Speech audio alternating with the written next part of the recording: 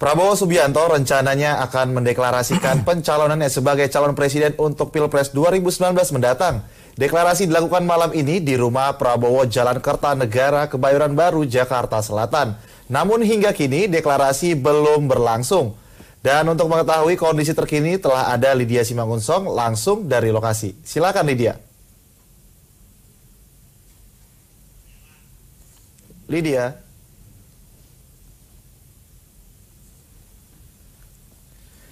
Iya, Lydia. Iya, Wahyudi dan pemirsa, masih dari Jalan Kertanegara kediaman Prabowo Subianto di kawasan Jakarta Selatan. Saya melaporkan mengenai rencana deklarasi siapa yang bakal menjadi calon wakil presiden yang akan mendampingi Prabowo Subianto pada Pilpres 2019 mendatang. Jika sebelumnya kita ketahui Presiden Joko Widodo ini sudah mendeklarasikan calon wakil presidennya, yaitu Ketua MUI Ma'ruf Amin ini sebagai calon wakil presiden yang akan mendampingi Jokowi pada Pilpres 2019. Lantas bagaimana dengan Prabowo?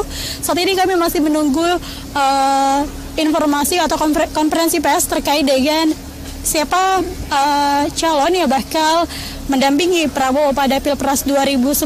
Jika Anda lihat di sebelah kanan saya saat ini, awak media ini masih menunggu deklarasi yang akan dilakukan oleh Partai Gerindra terkait dengan calon wakil presiden yang akan mendampingi Prabowo. Sebelumnya, terkait dengan cawapres pendamping Prabowo ini, nama wakil gubernur DKI Jakarta ini Sandiaga Uno ini sempat muncul dalam daftar nama calon wakil presiden yang akan mendampingi Prabowo pada Pilpres 2019.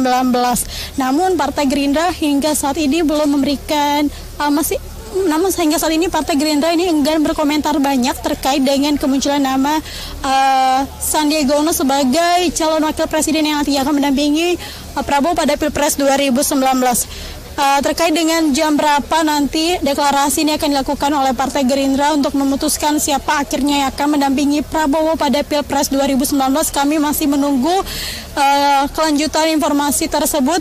Dan sampai saat ini pun belum ada keterangan resmi dari Partai Gerindra nanti jam berapa deklarasi untuk mengumumkan siapa yang akan menjadi calon wakil presiden yang nantinya akan mendampingi Prabowo.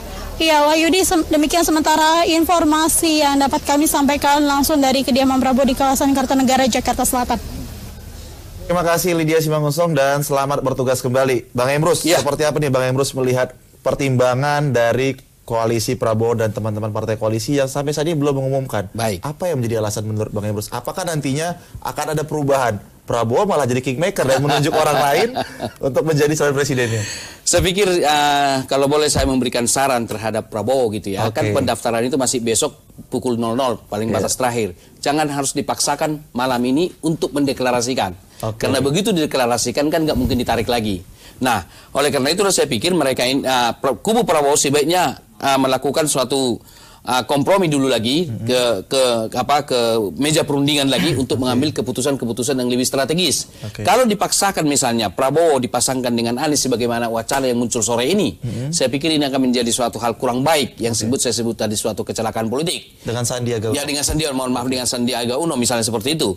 Nah, jadi sebaiknya itu ditunda dulu lah. Masih ada waktu kok. Jadi tidak harus misalnya Joko Widodo sudah mengumumkan pasangannya, jangan dipaksakan. Harus mengumumkan pada malam hari ini. Nah, kalau kita misalnya kemungkinan adalah dia sebagai kingmaker, kalau kita melihat ke belakang gitu ya, ketika dia dicalonkan 2 kali dia kalah sebagai presiden maupun sebagai wakil presiden. Bahkan ketika presiden kemarin dikalahkan oleh Joko Widodo, di mana mereka boleh tanda kutip sama-sama pendatang baru, kalah juga. Jangan sampai ketiga kali. Itu terjadi. Jadi dan kemudian catatan saya melihat ketika dia menjadi kingmaker, maka dia berhasil.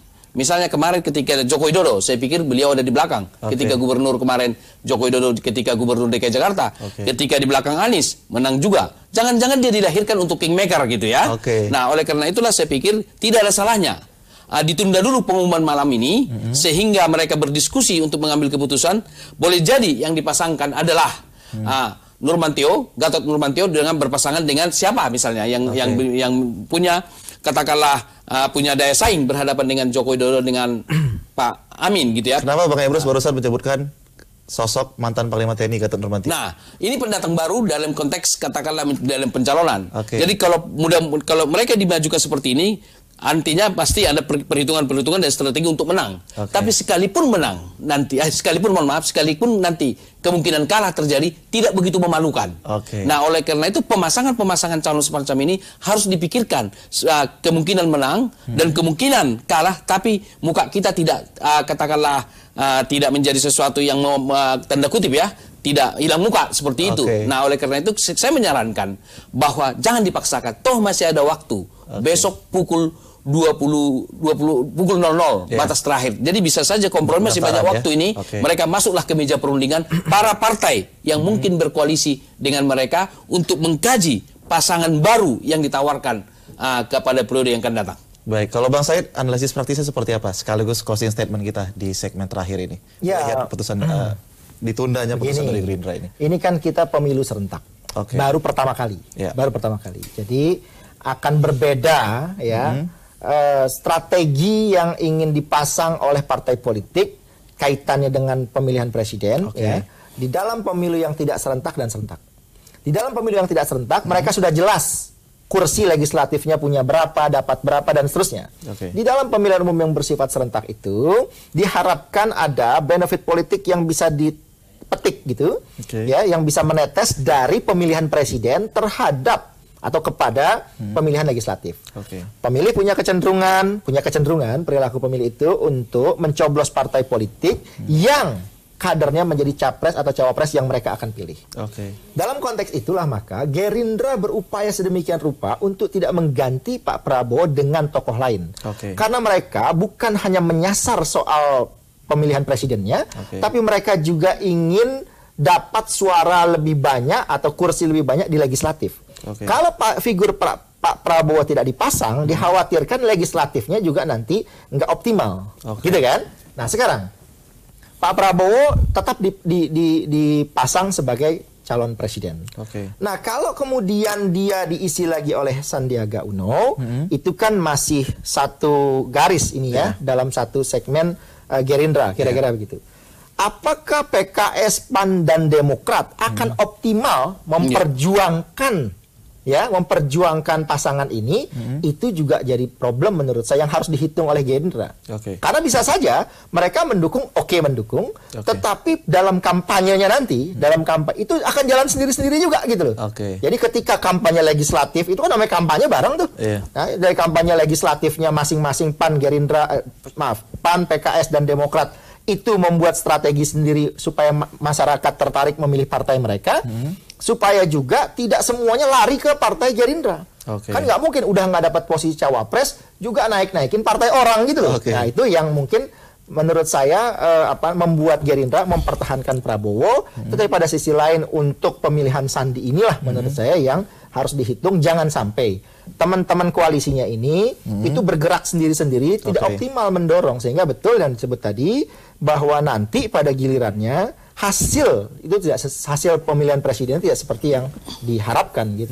Baik Bang Said. Sedikit boleh saya tambahkan? Boleh sekali.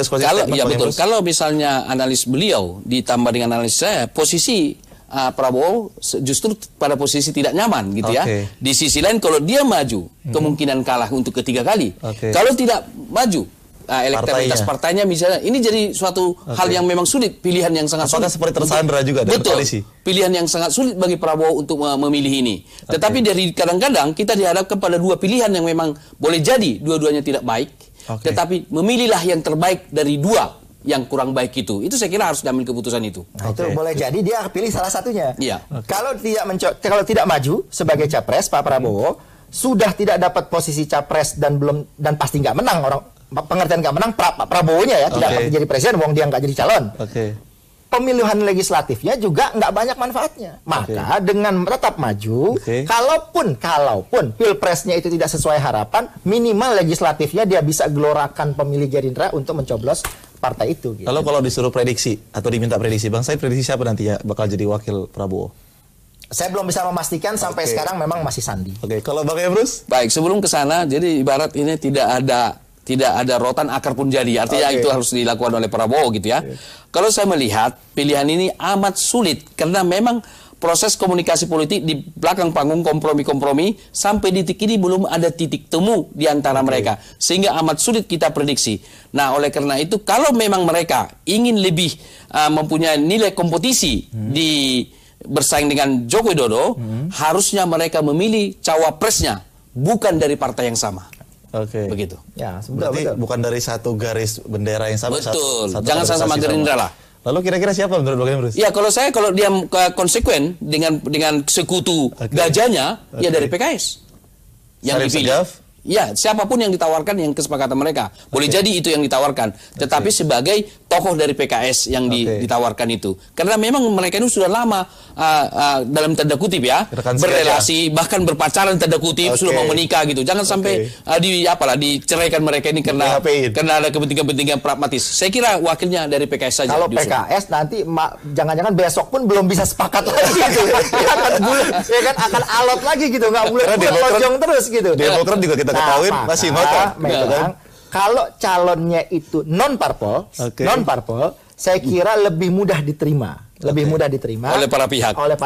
Gitu loh. Pilihan kubu Jokowi. Iya, kira-kira begitu gitu. Jalan tengahnya kan begitu. Ustadz Somad berarti. Ya kalau Pak Puas mau, ya mungkin ada perubahan detik ini setelah ngeliat Pak Ma'ruf, oh iyalah saya hormati Pak Ma'ruf ikut, saya ikut misalnya begitu kan. Nah, mungkin ini akan menjadi sangat menarik gitu. Berarti dengan adanya kubu A ada ulama, kubu B ada ulama, jadi bisa lebih adem ya Pilpres. Kalau saya berarti begitu, lebih adem karena ada orang, ada tokoh yang bisa mengayomi gitu. Karena kalau enggak, semua politisi, ya kalau politisi itu kan kita tahu gitu ya, kalau ulama ini paling tidak ada yang ngerem. Gitu. Ketika ini kubu ini mau menyerang dan sebagainya, dia bisa nasihati. Pak Kiai Ma'ruf itu sebagai sesepuh pasti didengar kan begitu. Di sini juga ada ulama, umpamanya Pak Ustadz Abdul Somad juga mungkin suaranya didengar. Ini membuat mungkin akan suasananya tidak sepanas 2014. Baik, terima kasih Bang Syed Salahuddin telah hadir di studio 1 Jak TV. Terima kasih Bang Emrus. Ya pemirsa, demikianlah dialog kita membahas tentang deklarasi pencalonan presiden dan wakil presiden dari kubu Joko Widodo dan kubu Prabowo Subianto. Dan kita juga tetap masih menunggu terus keputusan dari kubu Prabowo Subianto yang nanti akan mencalonkan siapa yang akan ditunjuk menjadi calon wakil presiden. Ya pemirsa, tentunya kita berharap Pilpres 2019 dapat berlangsung secara damai dan juga dapat berlangsung secara lancar nantinya. Demikianlah program Newsroom Today hari ini. Saya Wahyu Diritonga dengan seluruh kerabat kru yang bertugas pamit undur diri. Terima kasih atas perhatian Anda. Sampai jumpa.